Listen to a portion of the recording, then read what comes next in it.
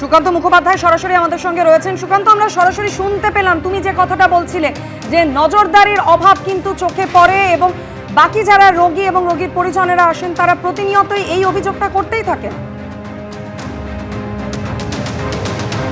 একেবারে দেখো, আমরা বাকি পরিবারের সাথে কথা বলছিলাম এবং তারাও কিন্তু হাসপাতালে বাইরেই অপেক্ষা করছিলেন। যে সময় এরকম চিৎকার চেঁচামেচি শোনা যায়, তারাও এই বাচ্চাটির আর্তচিৎকার শুনে সেখানে ছুটে যান এবং তাদের বক্তব্য স্পষ্ট ছিল যে সেই সময় পুলিশ ছিল, কিন্তু বাকি সময় কিন্তু লিফটম্যান ভেতরে থাকেন এবং যখন এই ঘটনাটি ঘটে সেই সময় কিন্তু কোনো লিফটম্যান বা লিফট অপারেটর ছিল না। শুধুমাত্র ট্রমা কেয়ার বিল্ডিংয়ের এই যে পরিস্থিতি তা নয়, এমার্জেন্সি থেকে শুরু করে অন্যান্য বিল্ডিংয়ে যে সমস্ত জায়গাতে লিফট থাকে মুমূর্ষু রোগীদেরকে নিয়ে যাওয়ার জন্য, সেক্ষেত্রে কিন্তু বেশিরভাগই যারা রোগীর পরিজন রয়েছেন তারাই কার্যত স্ট্রেচার জোগাড় করা, সেই পেশেন্টদেরকে এলিভেটর পর্যন্ত নিয়ে যাওয়া, সেই এলিভেটর নিয়ে ওপরে যাওয়া সবটাই তারা করেন, অর্থাৎ কোনো রকম লিফটম্যান থাকে না। ফলত এখানে প্রশ্ন উঠছে যে আরজিকর হাসপাতালের মতন একটি সরকারি হাসপাতাল, সেখানে পরিষেবা যতটা পাওয়ার দরকার প্রত্যেকটি ক্ষেত্রে, এক্ষেত্রে দাঁড়িয়ে সেটা পরিষেবা কিন্তু যথাযথভাবে তারা পাচ্ছেন না।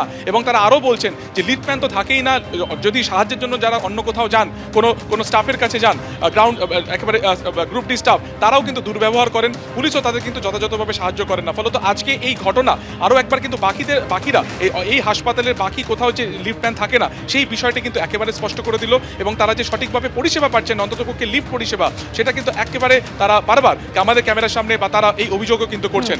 এখনো পর্যন্ত এই গোটা ঘটনা, অর্থাৎ অরূপ বন্দ্যোপাধ্যায়ের মৃত্যুর পরে কোনো অভিযোগ এখনো পরিবারের তরফে দায়ের করা হয়নি। তারা গোটা বিষয়টি খতিয়ে দেখছেন এবং অন্যদিকে পুলিশের তরফে যেটা রয়েছেন, তারা তদন্তকারীরা ভেতরে রয়েছেন এবং আর কিছুক্ষণের মধ্যে দেহ বার করে এখান থেকে ময়নাতদন্তের জন্য নিয়ে যাওয়া হবে মর্গে। ধন্যবাদ সুকান্ত। সকাল থেকেই আজ উত্তেজনা আরজিকর মেডিকেল কলেজ হাসপাতালে। স্ত্রী এবং ছেলেকে নিয়ে ছেলের হাতের অপারেশনের জন্য গিয়েছিলেন এক ব্যক্তি। লিফটের মধ্যে আটকে পড়েন তিনি আরজিকর মেডিকেল কলেজের ট্রমা বিল্ডিং এর লিফটে। পিছন দিকের একটি লিফট, তাতেই তারা তিনজনে উঠেছিলেন। লিফটটি প্রথমে ওপরে যেতে শুরু করে এবং আচমকাই তার নিচে এসে আটকে পড়ে। প্রায় 1 ঘন্টা লিফটের মধ্যে বন্ধ অবস্থায় ছিলেন তিনজন। যারা সেই সময় প্রত্যক্ষদর্শী ছিলেন তারা দাবি করছেন ছেলের চিৎকার চেঁচামেচি কান্নাকাটি শুনে তাদের প্রথমে নজরে বিষয় এবং এই ঘটনায় আটকে পড়েছিলেন যে তিনজন, তাদের মধ্যে থেকে অরূপ বন্দ্যোপাধ্যায়, তার মৃত্যু হয়েছে ওই লিফটের মধ্যেই, এমনটাই জানা যাচ্ছে।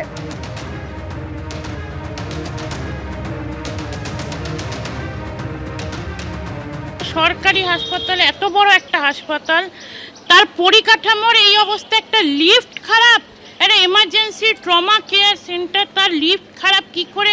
বাদ বাকি যারা স্টাফ, তাদের মেনটেনেন্স তার মানে ঠিক নেই। তার মানে আমাদের সরকারকে এটা দেখা উচিত।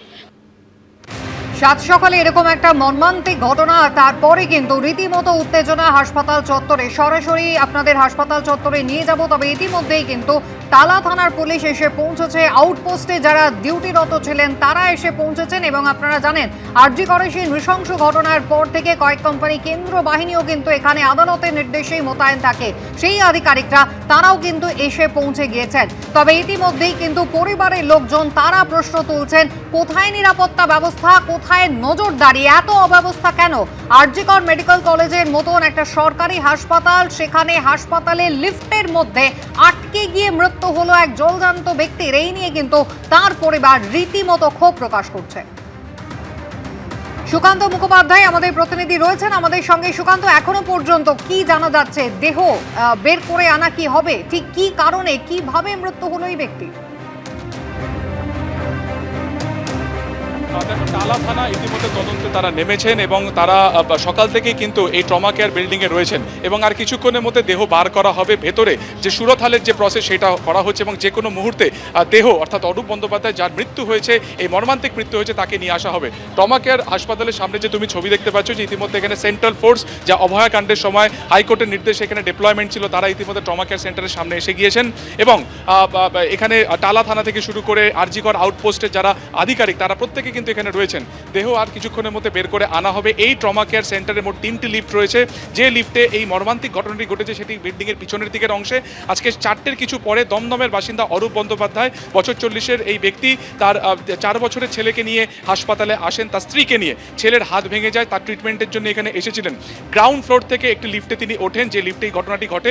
সেই লিফটের 4 নম্বর যে বাটন রয়েছে, সেই 4 নম্বর বাটন তিনি প্রেস করেন। সেই লিফট যখন ওপরে যাওয়ার মানে যেতে থাকে, সেই সময় বেশ কয়েকবার সেই লিফটটি ওপর নিচ করে এবং শেষমেশ সেটি বেসমেন্টে এসে আটকে যায়। এবং এরপরে যেটা অভিযোগ যে বেসমেন্টে প্রায় 1 ঘন্টারও বেশি সময় ধরে এই 3 জন আটকে ছিল এবং যতক্ষণে বাকি হাসপাতালের স্টাফ বা পুলিশ সেই ঘটনাস্থলে গিয়ে তাদেরকে উদ্ধার করেন ততক্ষণে কিন্তু ভেতরে হৃদরোগে আক্রান্ত হয়ে অরূপ বন্দ্যোপাধ্যায় নামে সেই ব্যক্তির মৃত্যু হয়েছে। একটি বেসরকারি সংস্থাতে কাজ করেন সেই ব্যক্তি অরূপ বন্দ্যোপাধ্যায়ের এরকম মর্মান্তিক মৃত্যুর পরে কিন্তু স্বাভাবিকভাবে চাঞ্চল্য ছড়ায়। পরবর্তী সময়ে যেটা পরিবার অভিযোগ বারবার যারা করতে থাকে, কিছুক্ষণ আগে তার বোনের সাথে আমরা কথা বলছিলাম যে সরকারি হাসপাতাল আরজি করের মতন একটি হাসপাতাল, একটা বিরাট সেক্টর জুড়ে যেখানে প্রচুর রোগীরা এখানে আসেন, তাদের ব্যবহারের জন্য যে লিফট রয়েছে, যে এলিভেটর রয়েছে, সেই লিফটের ভেতরে কেন কোনো অপারেটর থাকে না। শুধুমাত্র যে এই ট্রমা কেয়ার বিল্ডিংয়ে যে এই লিফটম্যান নেই এমন নয়, এখানে বাকি পেশেন্টদেরও যারা পরিবার রয়েছেন তাদেরও সদস্যদের বক্তব্য একই যে বাকি অন্যান্য বিল্ডিংয়েও লিফট কিন্তু যথাযথভাবে কাজ করে না। একদমই সুকান্ত, এখানেই তোমাকে একটু বিরত করছি। যেমনটা তুমি বলছিলে যে হাসপাতালের ট্রমা কেয়ার বিল্ডিংয়ে লিফটে আটকে এক ব্যক্তির মৃত্যু, এই ঘটনার পর কিন্তু যথেষ্ট আতঙ্কিত বাকি যারা রোগী এবং তাদের পরিজনেরা এই হাসপাতালে চিকিৎসা করাতে আসেন, তারাও কি বলেছেন শোনাব। মধ্যে কোনো লোকই থাকে না স্যার, কোনো একটা বললে গ্রাহ্যও করে না, আর কি রাশ মশিয়ান করে। আমাদের লিফটে এক্ষুনি ক্যান্সার পেশেন্ট নিয়ে শাশুড়ি মাকে নিয়ে যাব লিফটে করে, কোন ভরসায় যাব আপনারা বলেন? সব ফোনে কানে হেডফোন নিয়ে সবাই মানে করছে। এবিপি আনন্দ এগিয়ে থাকে, এগিয়ে রাখে।